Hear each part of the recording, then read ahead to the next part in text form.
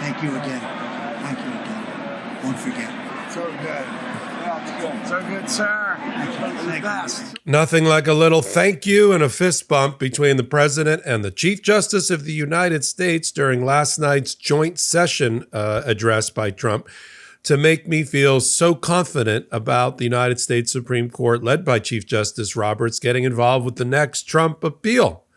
And we got one that's on a fast track related to his 34-count felony conviction in New York, where Donald Trump has just filed a new brief with the Second Circuit Court of Appeals, which is a federal court in New York, but is on a fast track to the Supreme Court, and then it will be decided by the guy that just did that fist bump. I'm Michael Popok. You're on Legal AF, the YouTube channel. Let me get to it. There was a 34-count felony conviction of Donald Trump back before the election.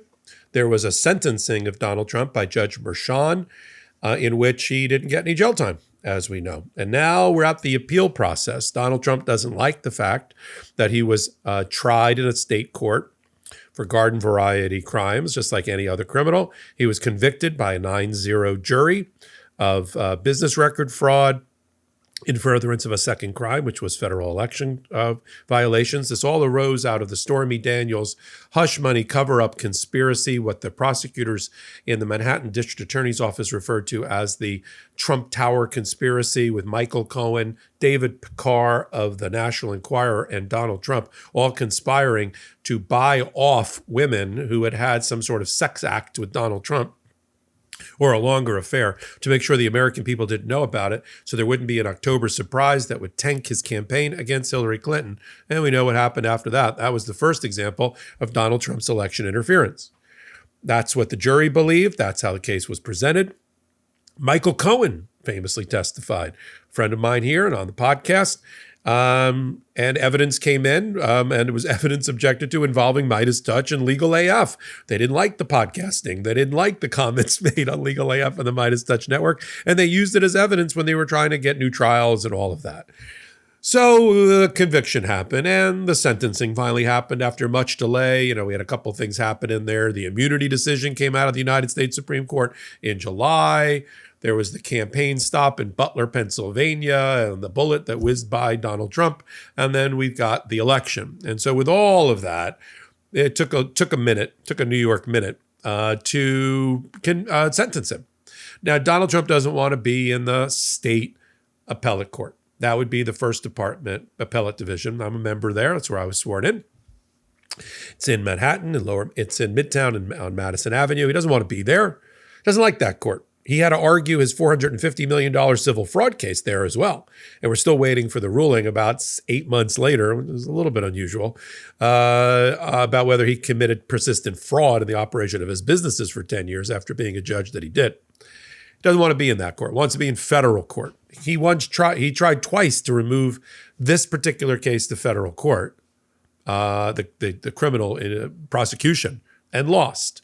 He was stopped 2 years ago in May by a judge named Judge Hellerstein, who said, everything that's in the prosecution has to do with a private sexual affair and some sort of mistress or sex act. It has nothing to do with the presidency, and it's about times when he wasn't even the president.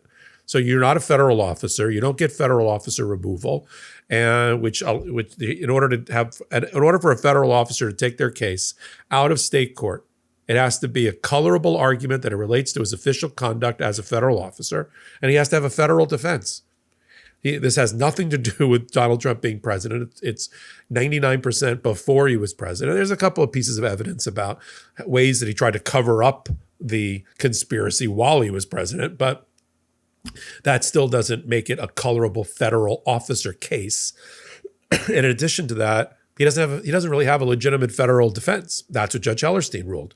They didn't like that. So new lawyers. Remember I talked about Donald Trump had all these lawyers, but now they work for him and work and on taxpayer dollars in the White House, in the executive branch. So he had to get new lawyers. And there used to be a time, a couple of years ago, when Donald Trump was radioactive. No legitimate law firm. The American lawyer ranks all law firms. No top 50, top 200, top 1,000 law firm would ever represent Donald Trump, and never did.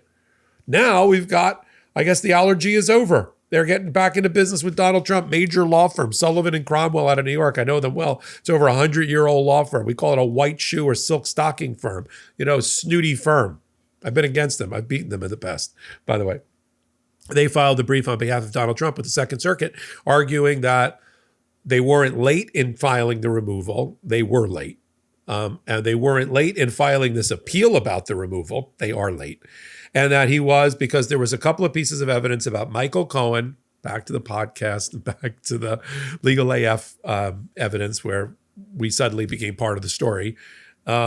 His testimony about certain conversations he had with Donald Trump in the White House about the cover-up, about the conspiracy having nothing to do with the presidential conduct, and stray pieces of evidence. What they're hanging their hat on is in the immunity decision for the United States Supreme Court. They kind of created, in their view, two types of immunity. If it's official conduct stretched to its outer boundaries of a president or its core constitutional conduct, absolute immune, or at least presumption of immunity. If it's private conduct, okay, not immune. You can prosecute that. So they're arguing the couple of these conversations they had in the White House with Hope Hicks and Michael Cohen, whatever, that they were somehow stretched to the outer boundary. Official conduct. I don't see it that way. I don't think the courts are going to see it that way, or the Second Circuit's going to see it that way. So you have that argument. Then the second type of immunity is sort of an evidential immunity, that you can't use evidence of official conduct to try to prove your case. You have to stay away from official conduct. Now, they did introduce some conduct. I don't see it as official. I don't think the Second Circuit will either, while Donald Trump was in the White House. Certainly it wasn't dispositive. It didn't lead the jury to convict, given the mountain of other evidence against them. I'm not quite sure why the prosecutors in the Manhattan DA's office brought that particular piece of evidence in, but that is now an issue that's been presented to the Second Circuit. So now the Second Circuit, in this 40-page brief, has been asked, the final brief, the final word on the appeal, to allow, this isn't about the substance of the appeal either. This isn't about Donald Trump arguing, this evidence and that evidence, and I should have not been allowed, and the testimony, and the reversible error by the judge, and all those mistakes, and he's biased, and his daughter works for the Democrats, all those ridiculous arguments. That's not even what this is about. This is only about whether the appeal itself gets argued in a state court or a federal court. Why does it matter to Donald Trump? Well, you saw the fist bump. He wants to get everything to the United States Supreme Court, where he thinks his odds are better. It's more favorable to him. It's home cooking. And based on the immunity decision, he might be sort of right. I think it stays in state court. I think it should stay in state court. Well, I think the Second Circuit will rule, after an oral argument that I'll cover separately, will rule that it stays in state court. And then if it doesn't, whoever loses, Trump, will take an appeal to the United States Supreme Court. First stop on that train is Sotomayor, because she sits over all things New York. She could make the rejection on her own, or she could turn it over to the full 9, which she'll probably do. And then we'll get something over this probably spring, where the Supreme Court's going to have to rule whether the couple of pieces of evidence that came in during the prosecution violated their immunity decision, and therefore the whole appeal should somehow go to federal court. That's different than the argument of whether there's reversible error to give him a new trial, or have his conviction thrown out and have him tried again. And the trial would have to happen after he left office. So he'd be 82 years old. So what? When he was tried. I'll continue to follow it all. You're here already on Legal AF. I appreciate you. Thank you. Hit the blue subscribe button. Follow the Legal AF podcast Wednesdays and Saturdays at 8 p.m. Eastern Time on the Midas Touch Network and my work there. Of course, I curate this channel for you. Love that you're here with us. Humbled by it.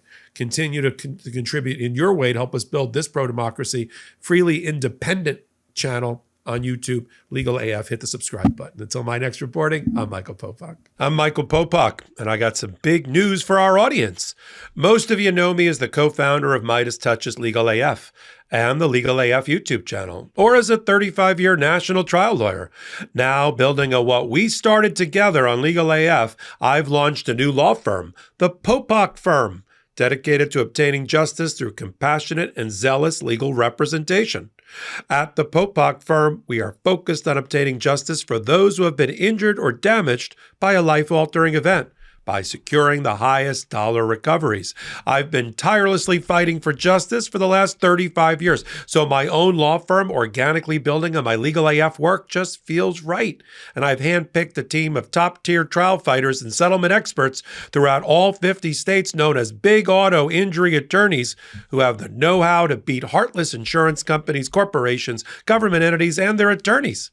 Big Auto's attorneys working with my firm are rock stars in their respective states and collectively responsible for billions of dollars in recoveries. So if you or a loved one have been on the wrong side of a catastrophic auto, motor vehicle, rideshare, or truck accident, suffered a personal injury, or been the victim of medical malpractice, employment harassment or discrimination, or suffered a violation of your civil and constitutional rights, then contact the Popok Firm today at 1-877-POPOK-AF or by visiting my website at www.thepopokfirm.com and fill out a free case evaluation form. And if we determine that you have a case and you sign with us, we don't get paid unless you do. The Popok Firm, fighting for your justice every step of the way.